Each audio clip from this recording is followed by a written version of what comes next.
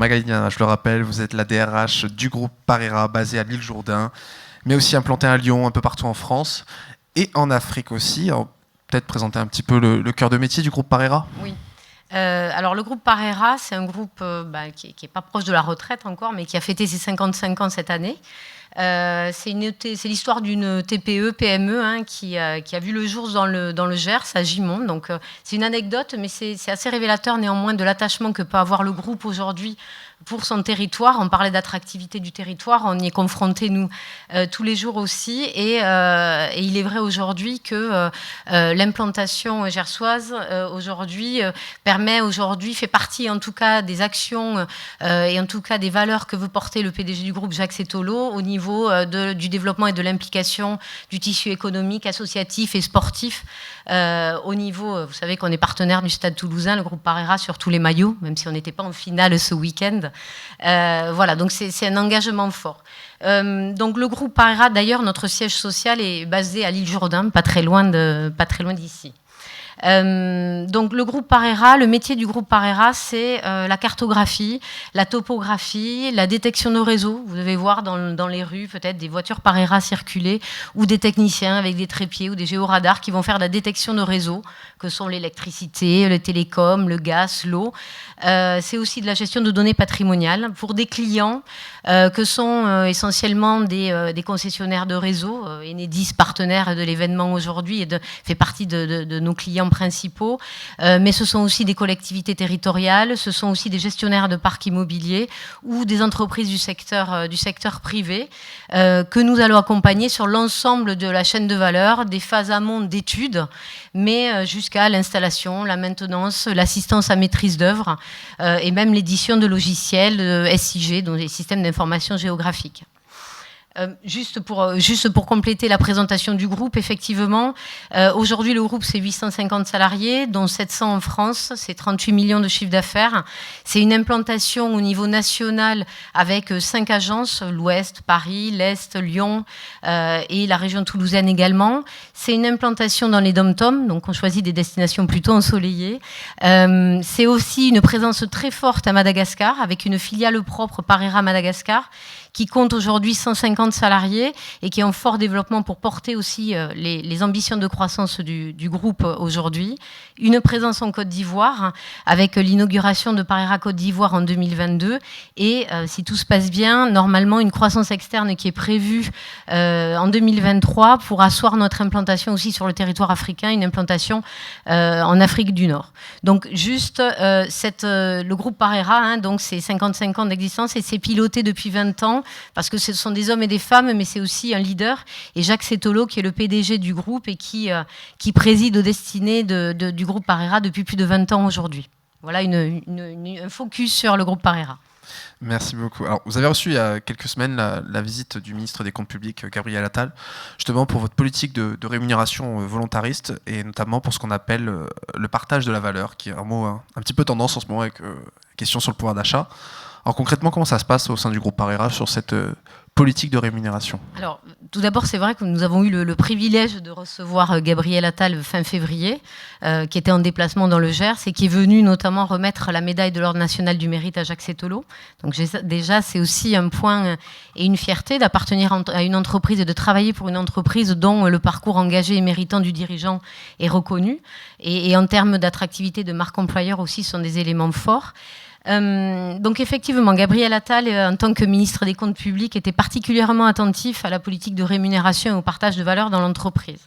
Comme vous le savez, l'année 2022, le contexte économique, géopolitique, au sortir d'une année 2022 post-Covid, a créé une poussée inflationniste au niveau des prix, de la consommation, et donc a fortement altéré le pouvoir d'achat des Français et des salariés de Parera, bien évidemment. Donc on s'est effectivement posé la question de comment adapter notre politique de rémunération et savoir si la question de l'alignement sur l'inflation était la bonne solution.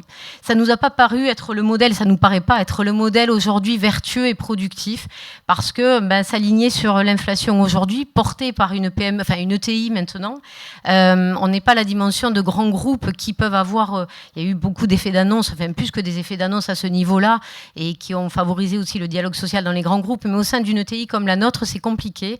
On fait de l'ingénierie, donc notre main-d'œuvre, notre production se mesure en main-d'œuvre, en taux horaire, et la répercussion de l'inflation sur nos coûts, elle est directe. Donc aujourd'hui, on n'a pas révolutionné la politique de rémunération, mais on est parti sur des éléments simples et une politique qui nous paraît être vertueuse et constructive, avec des salaires de base qui sont réévalués tous les ans, qui sont basés sur les éléments conventionnels des travaux publics et avec lesquels nous faisons des réévaluations annuelles. L'an dernier, c'était 1,8%, on envisage 2% cette année. Mais ensuite, on a mis en place une prime de productivité pour l'ensemble de nos salariés, quels que soient les métiers, des métiers en production, des métiers sur les fonctions support, le management également. Et cette prime, elle a la particularité en fait d'impliquer chaque collaborateur à la performance collective et par son action lui-même, il peut créer de la valeur et être ensuite bénéficiaire, valoriser sa rémunération et son pouvoir d'achat. Donc par ce dispositif-là, nous avons distribué 160 000 € de primes sur le premier trimestre. Et si on le ramène à l'effectif éligible, c'est une augmentation de plus 5% sur l'année.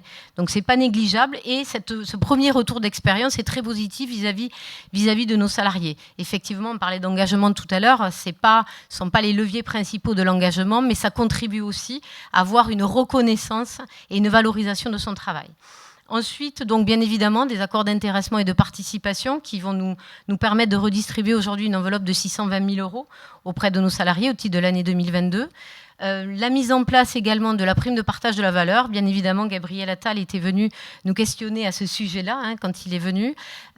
Aujourd'hui, cette prime de partage de la valeur, elle a été focus sur les bas salaires dans l'entreprise, avec l'objectif de soutenir et d'accompagner, avec des critères justement d'éligibilité basés sur des tranches de salaire. Et ça nous a permis de reverser 100 000 € de PPV avec les dispositions d'exonération que vous connaissez et qui ont eu un retour très favorable auprès des salariés et que nous envisageons de reproduire ensuite. Est-ce que dans votre processus de recrutement, c'est quelque chose qui retient l'attention des candidats ou est-ce que c'est quelque chose que vos RH mettent en avant justement dans les processus de recrutement ? On va le mettre en avant, mais c'est pas aujourd'hui, le salaire, il reste un élément important, bien évidemment, et on le voit bien dans les difficultés de recrutement que nous rencontrons. On fait certainement partie des 87% d'entreprises qui expriment de fortes difficultés de recrutement. On a 80 postes ouverts en permanence France entière sur des profils en plus où on cherche que ce soit des profils production, terrain, qualifiés, pas qualifiés. On s'interdit rien en fait et on est très attentif à ce que sont les candidats plutôt qu'à ce qu'ils font parce qu'on a une filiale Parera Formation qui nous permet justement de former et d'accompagner au métier de nos clients. Donc même dans cette démarche-là, la difficulté du recrutement, elle est réelle. Elle existe toujours. Donc effectivement, le salaire et la rémunération et la politique de rémunération fait partie des éléments d'attractivité, mais je pense que ce qui prime aujourd'hui, ça va être la notion de sens et de valeur partagée au travail. On parlait tout à l'heure d'alignement, je suis tout à fait en phase avec ça. Aujourd'hui, il faut que l'entreprise, elle prenne en compte le fait que les jeunes générations, mais pas que les plus jeunes, parce qu'il y a aussi un effet de dispersion aussi, mais sur les autres générations, c'est de se dire quel sens a mon travail, pourquoi je le fais, en quoi je contribue à la valeur de l'entreprise, avec qui je le fais, dans quelles conditions. Et tout ça, effectivement, l'entreprise doit en tenir compte. Donc, c'est effectivement proposer des évolutions, c'est-à-dire des évolutions des montées en compétences, des parcours professionnels dans l'entreprise. Je dirais la diversité des métiers du groupe Parera nous permet aujourd'hui de proposer des parcours de formation variés, complémentaires et différents. Donc on ne fait plus 20 ans de carrière dans la même entreprise peut-être, mais aujourd'hui c'est d'essayer de donner plusieurs vies dans la même entreprise. Et nous, par les parcours de formation, on a formé plus de 22 000 heures de formation en 2022, 250 000 € d'investissement. Une formation aussi très orientée sur les managers, parce qu'effectivement, je suis tout à fait d'accord aussi avec ça, décidément, mais le manager, c'est le premier relais du salarié dans l'entreprise. Et on doit mettre en place, on doit donner aussi des codes à nos managers pour avoir cette approche bienveillante, agile, et tout en restant dans un niveau d'exigence qui portent la performance collective. On a investi 54 000 euros de formation sur nos managers cette année, et ça a eu un retour aussi très positif. Très rapidement, dernière question, vous parlez de 80 postes vacants, c'est quel profil exactement où il y a des tensions de recrutement? Alors, je dirais que les tensions, elles sont partout. On a cherché récemment un comptable, on a eu des difficultés à trouver et à embaucher un comptable pour notre service financier. Alors peut-être que là, l'attractivité du territoire, l'île Jourdain était peut-être un frein, mais ce sont tout type de profils. Effectivement, les profils cadres qu'on va aller chasser, il faut aller les chercher, il faut être attractif, il faut donner du sens. On a une démarche RSE qui est forte aussi aujourd'hui dans l'entreprise en termes de valeur, et ça va avoir un écho positif. Mais après, ça va être tout type de profils, des techniciens en géomatique, des techniciens DAO, SIG.